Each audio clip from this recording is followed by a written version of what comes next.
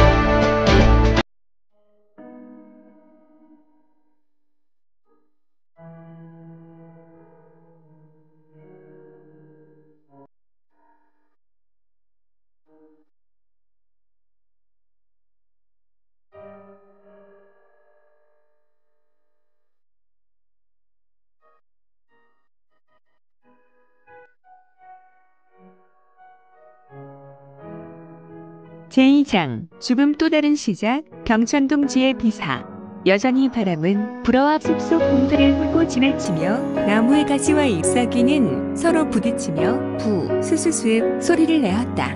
숲속 공터에 2명이 엎어져 있었는데 이들은 아마도 죽어 있는 것 같았다. 잠시 후에 어디서 온 늑대인지 늑대 3마리가 숲속 공터를 기웃거리며 피 냄새를 맡았는지 엎어져 죽어 있는 2사람에게 다가왔다. 킁킁 그르렁. 2마리 늑대가 조금 빨리 무적광수 도무이의 시체로 다가와 땅바닥에 피를 핥는다. 이때 2마리 다른 늑대에게 조금 더 덩치가 큰 늑대는 으르렁 거리며 달려든다.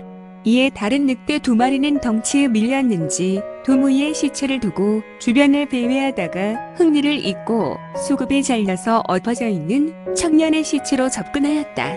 그런데 갑자기 죽어 있었던 청년의 시체가 일어서는 것이 아닌가? 늑대들은 식사를 즐기려다 엎어진 시체가 벌떡 일어나는 것을 보며 기겁하고 머리 없는 시체를 향해 지저대며 으르렁했다. 허허, 이건 뭔가? 머리 없는 청년의 주위에 난데없는 마른 공기가 휘몰아치며 청년의 몸에서 황금 광채의 빛이 강렬하게 뿜어대었다.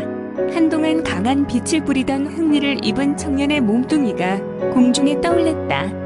그리고 공기의 팽창으로 옆에서 구르던 청년의 수급도 공중으로 솟아오르고 목 위에서 은빛 서광과 함께 자기가 형성되더니 헐, 몸과 머리가 서로 착하고 붙어버리는 것이 아닌가.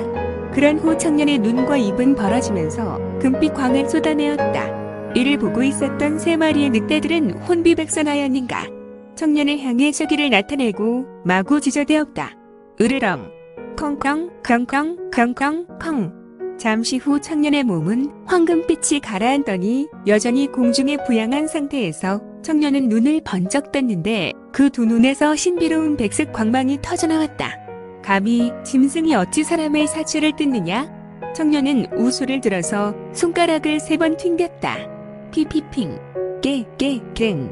청년은 3마리 늑대에게 지풍을 날렸고 3마리 늑대는 지풍에 의해 그 자리에서 바로 죽사있다. 청년은 다시 일갈한다. 혼돈의 세상을 밝힐 제국의 수호신하는 눈을 떠라. 혼돈심한 무량투심. 청년의 2눈에서 나온 금빛 광선이 사람 크기의 황금눈 형상을 이루고 이 황금눈 형상은 무작광수 도무이를 머리끝에서 발끝까지 천천히 빗무리가 지나치고 이내 황금눈 형상은 도무이를 훑도는 청년의 눈으로 빨려 들어갔다. 제국의 약속 수호자의 진원으로 명한다. 선천지기의 물막은 개천하라. 천정계막. 청년이 시선의 끝은 바로 무적광수 도무이가 있었고 청년의 우레와 같은 외침에 도무이의 사체는 비록 죽어 있었지만 심한 진동으로 몸부림쳤다. 그리고 잠시 후 그의 단전에서 어른머리만한 혈광이 솟아오르고 청년의 단전 기회혈로 날아와 잠시 머문 후 청년의 단전으로 빠르게 빨려 들어갔다. 이후 청년은 황금 눈빛이 점차로 붉은색 눈으로 변했고 급기야 붉은색 혈광을 그 눈에서 뿜어내었다. 반터경 시간이 지나고 청년의 눈은 아름다운 흑색 진주와 같은 눈동자로 돌아와 정상인의 눈이 되었다. 역시 도무이는 30년 정창파 할사의 주인공이었군.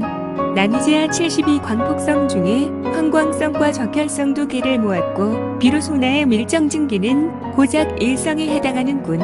어휴, 언제 72 광폭성을 모아 제국의 비밀을 풀 수 있을까? 청년은 12척의 높이에서 계단을 밟은 듯 천천히 밟으며 내려왔다. 헉, 이런 허공답보가 아닌가. 강호 무림인의 일을 보았다면 경악을 금치 못했으리라. 현 강호 무림에서 일정, 이성, 삼선, 사마, 팔그 등 18명의 무림 절대자가 있으나 허공대포를 펼칠 수 있는 인물은 고작 일정, 이성, 삼선, 사마 정도 10명에 지나지 않는다. 그런데 젊은 청년은 아무렇지도 않게 허공답보로 지면에 내려섰다. 이제 나의 내공은 오갑자가 되었나? 내가 비록 120년을 넘게 살고 있고 강호의 동네 어린아이도 알고 있는 삼재기공으로 옹기행공을 해서 이갑자의 내공과 서장 라마 승인 황광성에게 취한 일갑자와 지난 30년간 용병 생활하며 찬수밀원 신법인 상승신법으로 축기한 일갑자 그리고 오늘 적혈성 도무이로 인해 얻게 된 일갑자 모두 합해서 오갑자의 내공을 갖게 된 셈이군. 헐헐, 무슨 내공 일갑자가 동네 아이 이름인가? 당근 무림에서 오갑자의 고수가 있을까?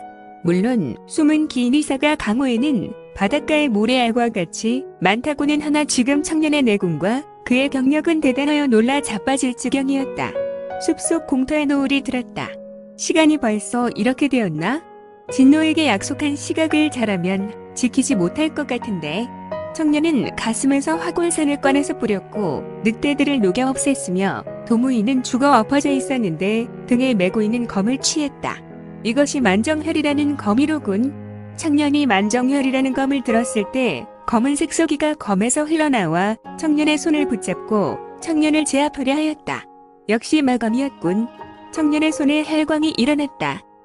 청년의 붉은색 기운이 일어났는데 이는 바로 좀 전 혈전을 치른 무적광수와 같은 붉은색 기광이 아닌가. 청년의 손은 대장간의 풀무불에 넣은 쇠와 같이 붉게 달궈진 모습이었다. 만정혈에서 흘러나와 청년의 섬섬 옥수와 같은 손을 묶었던 검은색 띠는 붉은색 기광으로 마치 놀랑듯 풀어버리고 검 안으로 빨려 들어갔다. 무적광수의 철혈운 마공의 철혈수는 정말 쓸만하군. 이때 붉은색 혈흔이 공중에서 맴돌다가 청년의 어깨 위로 날아들었다. 응앙, 너로구나. 청년은 혈흔을 보며 밝게 웃었다. 또한 청년은 혈흔의 눈을 유심히 보았다. 하우진노가 기다리지 않고 똥마려운 강아지 마냥 천의 병원에 나와서 고물을 줍다가 까마귀 떼를 상대로 놀고 있다고? 응앙, 번번이 고마워. 나에게 항상 소식을 전해줘서 말이야. 청년은 응왕이란 혈흔과 심령으로 통하는지 대화를 했다. 잠깐 기다려. 조금 늦더라도 비록 마인이었지만 난 저기 도무이를 장사하고 가야겠어. 응왕, 잠깐 하늘을 날고 있을래? 혈흔은 청년의 말에 날개짓하며 하늘로 날아올랐고 청년은 도무이가 있는 곳으로 갔다. 그는 고개를 내려 좀 전 자신과 양패고 상한 도무이를 내려다보았다. 비록 지금은 무명소졸에게 동사하였지만 난 당신에게 아무런 은원이 없다. 한인생 지역의 패자로 대접받고 전장에서 목숨을 걸고 대결하다 무인으로 죽었으니 아무런 후회는 없으리라 생각한다. 그대 원래 생명은 땅에서 왔으니 땅으로 돌아가리라. 흑의 경장 차림의 청년은 이런 말을 하고 손에서 산매진화를 일으켜 죽은 도무이의 몸에 불을 놓았다. 삽시간에 불이 붙어 도무이는 한 줌의 재가 되었고 이제 이 재는 불어오는 바람에 날려 이제 도무이는 어디에도 없게 되었다. 한 줌의 재가 바람에 사라지는 모습을 본 청년은 조금 우울한 눈으로 보고 있었고 그는 휘파람을 불었다. 매우 착 가라앉은 낮은 음률이 공중에 퍼지게 되었는데 흡사세간의 진원곡과 같은 분위기의 음률로 아무래도 청년은 무적광수 도무이의 혼을 달래주는 것 같았다. 잠시 후 공중에 나는 혈흔은 매우 긴 울음소리를 내었고 청년은 혈흔의 울음으로 미소를 지으며 하늘을 보고 소리 질러댔다. 알았다고 응앙, 내가 무지 배가 고프구나. 우리 내기할까? 천의 평원에 있는 하우진노에게 먼저 가는 쪽이 이기는 거야. 먼저 출발해 응앙, 나도 바로 출발한다. 하하하. 청년은 이런 말을 외쳤는데 응앙이라는 혈흔도 청년을 향해 긴 울음을 한 번 더 힘차게 내었다. 청년은 혈흔의 소리를 듣고는 깊게 미소 짓고 다리를 굽히지 않고 무탄력 신법을 전개하였다. 숲속을 가르며 사라져가는데 그의 신법으로 공기 부서지는 소리가 장렬하였고 그의 신법은 매우 깔끔하고 세련된 신법이었으니 그의 바람 가르는 솜씨에 그의 모습은 이미 잠이 되어 사라졌다. 허허, 이 청년은 누구며 그의 존재는 무엇이란 말인가? 분명히 수급이 잘려 죽었지만 사선을 넘어 다시 살아났고 그뿐만 아니라 상대의 선천지기와 상대의 무공을 흡수하고 바로 자신의 무공으로 펼칠 수 있는 이 경천동지의 능력은 무엇이란 말인가? 강호 사가가 이 일을 보았다면 차다가 경기를 일으켜 급사할 만한 기사일이라. 이 일은 홍무원년에 어느 이름 없는 운남지방 귀퉁이에서 일어난 일이었으니 천하 무림의 이러한 일을 여전히 미궁이었는데 다만 윤병계의 신하 무적광수가 강호 무림에서 사라졌다는 무성한 소문만 있었을 뿐이었다.